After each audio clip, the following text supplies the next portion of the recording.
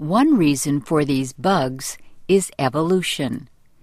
Human brains developed over hundreds of thousands of years to be skilled at finding food, shelter, and protection from threats. Yet evolution did not fully prepare the brain for the many demands of the modern world. So our brains are very good at doing some things. But our brains sometimes fail us when we attempt to remember long lists of information or compute large numbers in our head. Our brains are also not always very good at making long-term decisions. Professor Buonomano discusses how and why the brain can play tricks on us in decisions involving memory, time, and judging threats. Sometimes these mistakes can have serious effects, like a victim who wrongly identifies her attacker to police. At other times, the mistakes are harmless. For example, one study found that most people would choose to receive $100 immediately over receiving $120 in a month. While waiting could lead to more money, most people want the payment now. Dean Buonomano says that for human ancestors, the immediate need for food was more important than the future need. So our brains often want an immediate action instead of having to wait for a reward. Professor Buonomano explains the causes of many kinds of brain bugs and gives examples of their everyday results. And he offers ideas for how understanding our brain bugs can become a tool for improving our mental powers.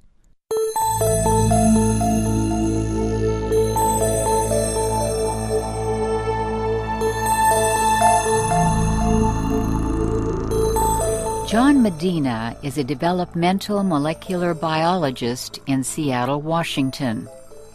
His book is called Brain Rules for Baby: How to Raise a Smart and Happy Child from 0 to 5.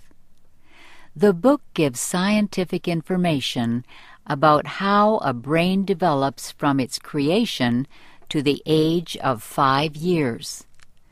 Professor Medina says parenting is all about brain development. He says what science tells us about the brain gives parents good information for raising smart, happy children.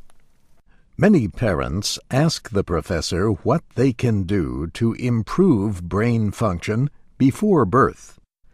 A mother's actions have a big effect on how her baby develops. He says one of the most important things is for the mother to avoid severe levels of stress.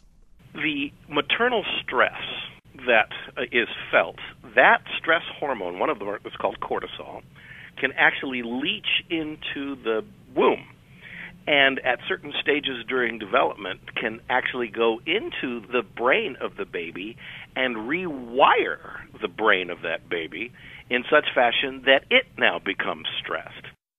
John Medina says it is important for a pregnant woman to gain the right amount of weight and eat healthful foods so that her baby will develop normally. His book also discusses the science behind a child's intelligence after birth. He says one of the best things parents can do for their baby has to do with their own relationship. Studies show marriage conflict increases greatly after a baby is born. This can result from new pressures on the parents and lack of sleep. Professor Medina says what conflict the baby witnesses can be important. If you make up in public, by that I mean in front of your child, with the same frequency that you fight in front of your child, the child's nervous system develops beautifully.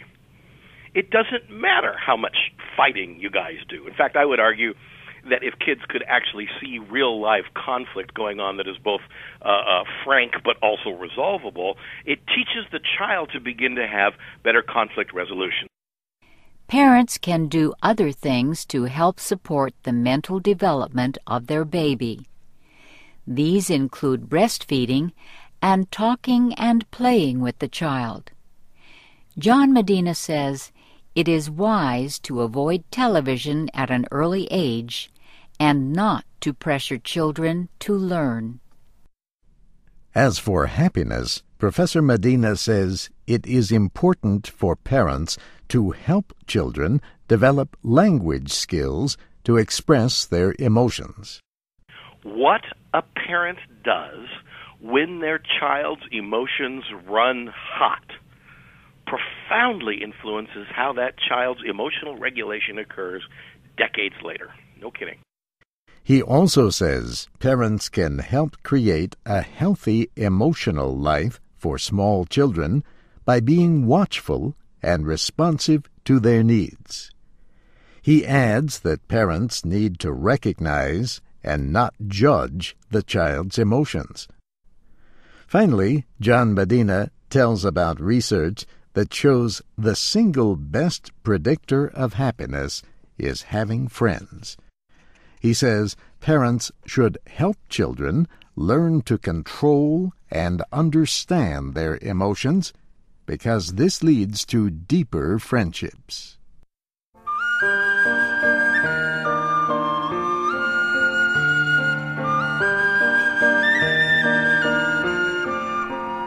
This program was written and produced by Dana DeMange. I'm Shirley Griffith. And I'm Steve Ember. Our programs are online with transcripts and MP3s at voaspecialenglish.com. And you can find us on Facebook and YouTube at VOA Learning English. Join us again next week for Explorations in VOA Special English.